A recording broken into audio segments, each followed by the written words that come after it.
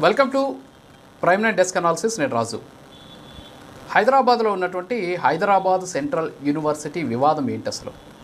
ఎందుకని అక్కడ ఉన్నటువంటి విద్యార్థులు ఆందోళన చేస్తున్నారు? అలాగే ప్రతిపక్షమైనటువంటి బీఆర్ఎస్ పార్టీ దీని మీద ఎందుకు అంత పెద్ద స్థాయిలో సోషల్ మీడియాలో ప్రచారం చేస్తుంది? సో ఈ రెండు అంశాలు పక్కన పెడితే రేవంత్ రెడ్డి సర్కార్ ఎందుకని వెనక్కి తగ్గడం లేదు? సోషల్ మీడియాలో కనిపిస్తున్నటువంటి పక్షుల అరుపులు, జంతువుల అరుపులు నిజమేనా? అసలు ఈ వివాదం ఏంటి? అసలు హైదరాబాద్ సెంట్రల్ యూనివర్సిటీకి సంబంధించినటువంటి భూములు, ఆ భూములు ఎవరికి చెందుతాయి? అంటే ఇప్పుడు చెప్తున్నట్టు 400 ఎకరాలు హైదరాబాద్ సెంట్రల్ యూనివర్సిటీయా, లేకపోతే నిజంగా రేవంత్ రెడ్డి సర్కార్ చెప్తున్నట్టు ప్రభుత్వానియా? సరే, ప్రభుత్వాన్ని అయినప్పటికీ కూడా అక్కడ ఉన్నటువంటి పర్యావరణాన్ని నాశనం చేయాల్సినటువంటి అవసరం, ఆవశ్యకత ఎందుకు వచ్చింది అనే దాని మీద ఒకసారి మనం కానీ అనాలిసిస్ చేస్తే, ఇప్పటికే దీని మీద సుప్రీంకోర్టు స్టే ఇచ్చింది. ప్రస్తుతం అక్కడ చెట్ల నరికివేతకు సంబంధించి సుప్రీంకోర్టు స్టే ఇచ్చినటువంటి నేపథ్యంలో అసలు వివాదం ఏంటి అనేటటువంటి అంశం మీద తెలుసుకునేటువంటి ప్రయత్నం చేద్దాం. సో వాస్తవంగా హైదరాబాద్ సెంట్రల్ యూనివర్సిటీని జయాంధ్ర మూవ్మెంట్ తరువాత, అంటే 1970 దశకంలో హైదరాబాద్ సెంట్రల్ యూనివర్సిటీకి హైదరాబాద్లో దాదాపు 2300 ఎకరాలను అప్పట్లో ప్రభుత్వం కేటాయించింది. సో కేటాయించేటువంటి సందర్భంలో ఇక్కడ జరిగినటువంటి ఒక చిన్న పొరపాటే ఇప్పుడు దీని అంతటి కూడా కారణం. ఏంటంటే ఆ 2300 ఎకరాల కేటాయింపు జరిగింది, కానీ హైదరాబాద్ సెంట్రల్ యూనివర్సిటీ పేరు మీద ఆ భూములు ఇప్పటి వరకు కూడా రిజిస్టర్ కాలేదు. అయితే 1974లో అక్కడ హైదరాబాద్ సెంట్రల్ యూనివర్సిటీని ఏర్పాటు చేశారు. అలాగే హైదరాబాద్ సెంట్రల్ యూనివర్సిటీని ఏర్పాటు చేసిన తర్వాత దాంట్లో అనేక ప్రభుత్వ రంగ సంస్థలన్నీ కూడా వచ్చాయి. అలాగే గచ్చిబౌలికి సంబంధించిన స్పోర్ట్స్ స్టేడియం కూడా ఆ భూముల్లోనే వచ్చినటువంటి పరిస్థితి. సో ఈ నేపథ్యంలోనే ఇలాంటి ఈ భూములకు సంబంధించి కేటాయింపులు జరిగాయి. హైదరాబాద్ సెంట్రల్ యూనివర్సిటీ ఏర్పడింది. ఆ తర్వాత ఆ భూముల్లో మరికొన్ని ప్రాజెక్టులు కూడా వచ్చాయి. సరే, ఈ విషయాన్ని పక్కన పెడితే 2003లో చంద్రబాబు నాయుడు సీఎంగా ఉన్నటువంటి సందర్భంలో ఈ భూముల్లో నుంచి ఐఎంజీ భారతి అనేటటువంటి ఒక స్పోర్ట్స్ సంస్థకి దాదాపు 400 ఎకరాలని ఆయన ఇచ్చారనమాట అప్పుడు, అంటే అక్కడ అభివృద్ధి చేయడం కోసం. అయితే అది సెంట్రల్ యూనివర్సిటీ నుంచి తీసుకున్నారు. సెంట్రల్ యూనివర్సిటీకి సంబంధించిన భూముల నుంచి 400 ఎకరాలు తీసుకొని ఆ ఐఎంజీ భారతి అనేటువంటి సంస్థకి కేటాయించారు. కేటాయించిన తర్వాత ఇప్పుడు ఎలాగూ హైదరాబాద్ సెంట్రల్ యూనివర్సిటీ నుంచి తీసుకున్నారు కాబట్టి ఆ భూములకు ప్రత్యామ్నాయంగా మరొక చోట 400 ఎకరాల భూములని వాటికి కేటాయించినటువంటి పరిస్థితి. దీంతోపాటు ఈ సంస్థ ఏదైతే ఐఎంజీ భారతి ఉందో అప్పటికి పనులు స్టార్ట్ కాలేదు. అప్పుడు చంద్రబాబు నాయుడు అధికారం కోల్పోయాడు. 2004లో వైఎస్ రాజశేఖర రెడ్డి అధికారంలోకి వచ్చారు.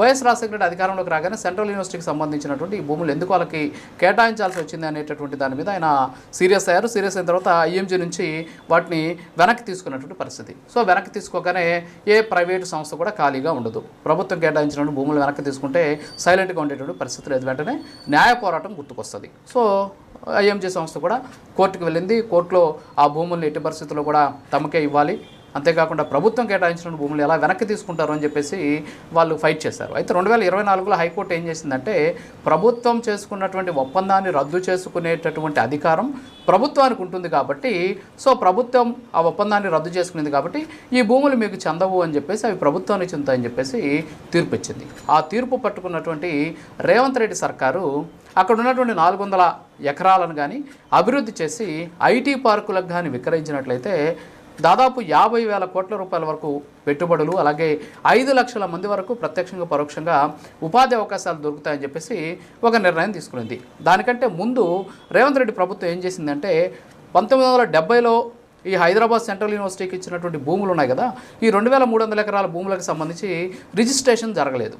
కాబట్టి దాని మీద ఒక కమిటీని ఏర్పాటు చేశారు. ఆ కమిటీ ఏం చేసిందంటే, పూర్తిగా హైదరాబాద్ సెంట్రల్ యూనివర్సిటీకి సంబంధించినటువంటి భూములన్నింటినీ కూడా పరిశీలించిన తర్వాత మొత్తం భూములన్నీ కూడా పోను, అంటే 400 ఎకరాలు పోను, అలాగే అక్కడ ఉన్నటువంటి ఏదైతే మిగతా భూములన్నీ పోను, మిగతా 1670 ఎకరాల భూమి ఉన్నట్టు గుర్తించారు.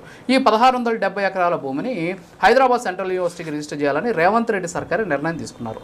నిర్ణయం తీసుకొని దాని మీద ఒక కమిటీని ఏర్పాటు చేశారు. కమిటీ నివేదిక కూడా ఇచ్చారు. సో దానికి సంబంధించిన ప్రాసెస్ ఇంకో పక్క జరుగుతుంది. అయితే ఇప్పుడు ఈ 400 ఎకరాలకు సంబంధించి అక్కడ భూములు, అంటే అది ఒక పోరంబోకు భూమిగా రికార్డ్స్లో ఉంది. సో రికార్డ్స్లో ఉన్నటువంటి ఆ పోరంబోకు భూమిని అక్కడ ఎలాంటి అటవీకి సంబంధించినటువంటి ఆనవాళ్ళు లేవు, అంటే అటవీ భూమి కాదు అని చెప్పేసి తేలిందనమాట.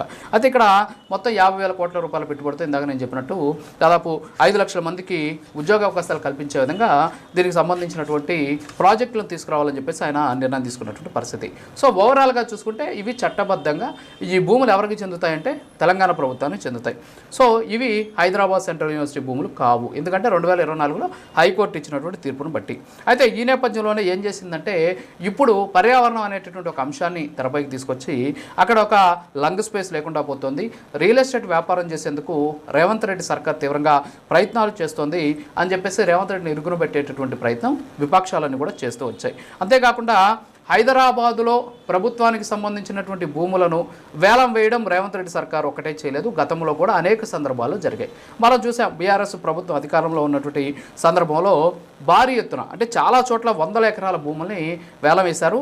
మనకు గుర్తు ఉండే ఉంటుంది, గతంలో కేసీఆర్ ప్రభుత్వం అధికారంలో ఉన్నటువంటి సందర్భంలో తొలి స్పేస్లో అనుకుంటా ఫస్ట్ స్పేస్లో ఆయన కోకాపేటలో ఎకరా 60 కోట్ల రూపాయలకు అమ్మామని చెప్పేసి కూడా బీఆర్ఎస్ భారీ ఎత్తున దీని మీద ప్రచారం కూడా చేసినటువంటి విషయం అందరికీ గుర్తుండేటుంది.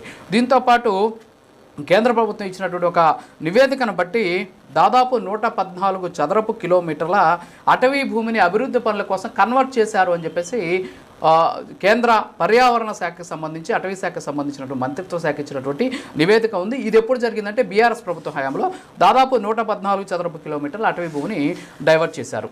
అయితే ఈ నేపథ్యంలో ఇప్పుడు ఇక్కడ విద్యార్థులు ఆందోళన చేస్తున్నారు.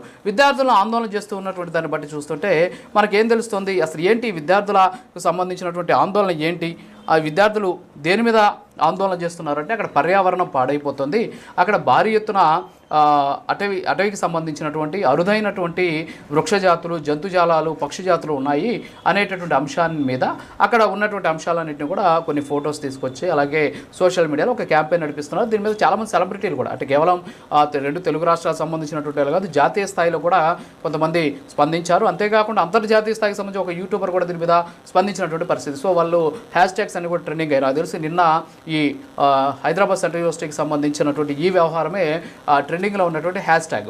సరే, ఆ విషయాన్ని పక్కన పెడితే వీళ్ళంతా కూడా ఏం చెప్తున్నారంటే అక్కడ ఉన్నటువంటి పర్యావరణం దెబ్బతింటోంది అని చెప్తే రేవంత్ రెడ్డి సర్కార్ ఏం చెప్పిందంటే వాళ్ళు ఇచ్చినటువంటి నివేదికలో అక్కడ ఎలాంటి జంతుజాలాలు లేవు, అక్కడ కేవలం రాక్ ఫార్మేషన్ మాత్రమే ఉంది. ఆ రాక్ ఫార్మేషన్ని మేము డిస్టర్బ్ చేయము, వాటిని అలాగే ఉంచి మిగతా భూముల్ని వినియోగించుకుంటామని చెప్పారు. కానీ ఇక్కడ ప్రధానమైనటువంటి అంశం ఏంటంటే అంటే ఈ సెలబ్రిటీలు కావచ్చు, అలాగే ఈ హైదరాబాద్ సెంట్రల్ యూనివర్సిటీకి సంబంధించినటువంటి పర్యావరణాన్ని కాపాడాలని కోరుతూ ఉన్నటువంటి వాళ్ళంతా కూడా వాళ్ళు చెప్తున్నది ఏంటి అంటే దాదాపు 734 అరుదైనటువంటి వృక్షజాతులు ఉన్నాయని చెప్పేసి, అలాగే 220 పక్షుజాతులు ఉన్నాయని చెప్పేసి, వీటితో పాటు అనేక రకాలైనటువంటి జంతువులు అంటే తాబేలు కావచ్చు, స్టార్ టర్టాయిస్లు కావచ్చు, అలాగే అనేక రకాలైనటువంటి జంతుజాలాలన్నీ కూడా అక్కడే ఉన్నాయి. అంతేకాకుండా అక్కడ ఉన్నటువంటి పర్యావరణాన్ని దెబ్బ తినే విధంగా ప్రస్తుతానికి వ్యవహరిస్తుందని చెప్తున్నారు. సరే, ఈ భూములు ఎవరయ్యి, సరే అక్కడ ఉన్నటువంటి పరిస్థితులు ఏంటి అనేది పక్కన పెడితే రేవంత్ రెడ్డి సర్కారు బీఆర్ఎస్ ప్రభుత్వం ఆందోళన చేస్తుంది, బీఆర్ఎస్ ప్రభుత్వం దీని వెనక ఉండి చేస్తుంది అనేటువంటి అంశాలను కాకుండా ఒక అడుగు వెనక్కేసి ఇప్పుడు హైదరాబాద్లో అంత పెద్ద స్థాయిలో పచ్చదనం కావచ్చు, అంత పెద్ద స్థాయిలో పర్యావరణం కావచ్చు లేనటువంటి పరిస్థితి ఉంది. కాబట్టి ఉన్నదాన్ని పాడు చేసుకోకుండా అమ్ముకోవాలంటే చాలా భూములు ఉన్నాయి కాబట్టి అక్కడ ఉన్నటువంటి భూముల్ని అమ్ముకోకుండా దాన్ని ఒక లంగ్ స్పేస్గా వదిలేస్తే చాలా మంచిది, అలాగే బ్రీతింగ్ జోన్గా మార్చుకుంటే మంచిది. అలా కాకుండా అమ్మతానని చెప్పేసి ఆయన కానీ ఇలాగే కానీ ఉంటే ఖచ్చితంగా ఆయన ఇరుకున పడేటటువంటి అవకాశాలు ఉన్నాయి. అలాగే వెనక్కి తగ్గితే మంచిది, ఎందుకంటే ఒక అడుగు వెనక్కేసినంత మాత్రాన మనం ఏదో తప్పు చేసినటువంటి వాళ్ళం కాదు. సో ఎప్పుడైనా సరే ఇలాంటి రాజకీయపరమైనటువంటి అంశాలు వచ్చినటువంటి సందర్భంలో ప్రభుత్వాలు చాలా జాగ్రత్తగా వ్యవహరించాలి. నా ఉద్దేశం ఏంటంటే ఇందులో బీఆర్ఎస్ ప్రభుత్వం తప్పు చేసిందనా, కాంగ్రెస్ ప్రభుత్వం తప్పు చేసిందా అనేది పక్కన పెడితే వాస్తవంగా ఇక్కడ ఉన్నటువంటి భూములను కాపాడాలి. ఇక్కడ అటవీకి సంబంధించినటువంటి అంటే అటవీ అట్మాస్ఫియర్ ఉన్నటువంటి భూములు అవి, అలాగే అరుదైనటువంటి జంతుజాతులు, వృక్షజాతులు ఉన్నటువంటి భూములు కాబట్టి అలాంటి భూములు ఇంకెక్కడా లేవు కాబట్టి వాటిని కాపాడుకోవాల్సినటువంటి బాధ్యత ప్రభుత్వానికి ఉంది. అలాగే విద్యార్థులకు తెలియదు, అసలు ఆ విద్యార్థులకి ఆ భూములు ఎవరై దాని వెనక ఉన్నటువంటి చరిత్ర ఏంది తెలియదు కాబట్టి సో వాళ్ళ హైదరాబాద్ సెంట్రల్ యూనివర్సిటీ భూములు ఎట్టి పరిస్థితుల్లో ఇవ్వము అని చెప్పేసి విద్యార్థులంతా కూడా ఆందోళన చేస్తున్నారు. దీని వెనక ఎవరు నడిపిస్తున్నారు అనేది మనం హ్యాష్ ట్యాగ్స్ సంబంధించిన ట్రెండింగ్లోకి వెళ్ళి అక్కడ వాటికి సంబంధించినటువంటి డాష్ బోర్డు ఉంటుంది, దాంట్లో పోయి చూస్తే ఎవరు దీన్ని ఒక ఆర్గనైజ్డ్ గ్రూప్గా ఏర్పాటు చేస్తున్నారు అనే వివరాలు కూడా తెలుస్తాయి. సో వాటి జోలికి నేను వెళ్ళను.